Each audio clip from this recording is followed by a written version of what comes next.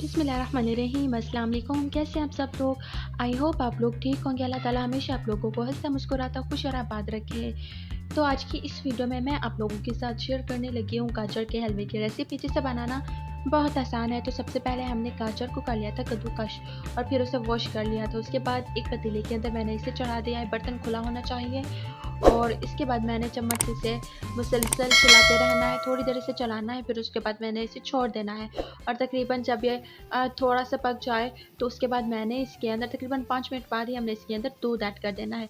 अब ये इसी दूध के अंदर ही पकेंगे और गाजर का अपना जो पानी है वो भी होगा, तो इसी के अंदर ही ये गाजर जल जाएगी। एक्स्ट्रा पानी हमने नहीं डालना है इसके अंदर, पक जाएगी, सॉरी जल जाएगी नहीं, पक जाएगी। तो यहाँ पर देखें कि जो गाजर है वो पकना शुरू हो चुकी है, वो सॉफ्ट भी हो चुकी है और थोड़ी सी तो भी हो चुकी है, क्योंकि गाजर यहाँ का हलवा जब हम बनाते हैं ना तो ये थोड़ा हो जाता है बाद में।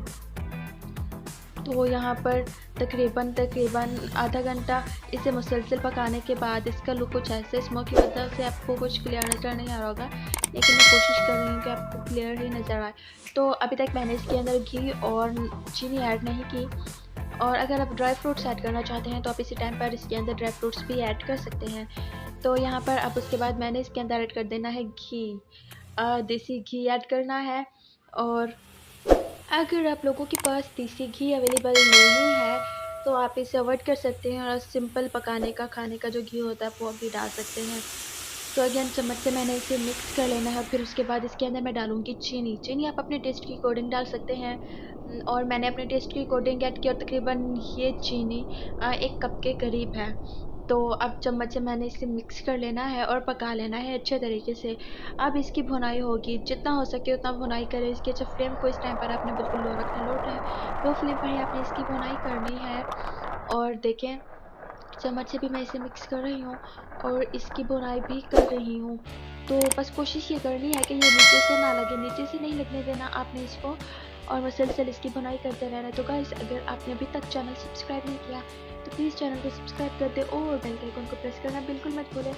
इससे क्या होगा कि हमारी हर आने वाली वीडियो का नोटिफिकेशन सबसे पहले आप लोगों को मिलता रहेगा। तो जी, यहाँ पर आप लोग देख सकते हैं कि बुनाई इसकी शुरू हो चुकी है और मैं कर रही हूँ मुसलसल ही।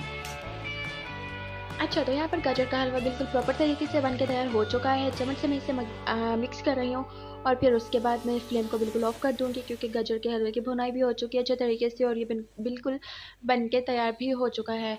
तो अब उसके बाद मैं इसे कर रही हूँ गार्निशिंग और डिश आउट। तो देखिए कितना खूबसूरत लग रहा है, खाने में भी ये बहुत मज़े का था। आप इसे एक बार ट्राई ज़रूर कीजिएगा, आपके घर में सबको बहुत पसंद आएगा।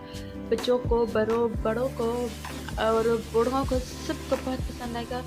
और आजकल सर्दी की वजह से मेरी ज़बान बहुत फिसलने लगी है, बहुत ज़्यादा। तो अगर कोई उल्टा सीधा लफ्ज़ बोल जाती हूँ तो प्लीज़ मुझे माफ़ कीजिएगा।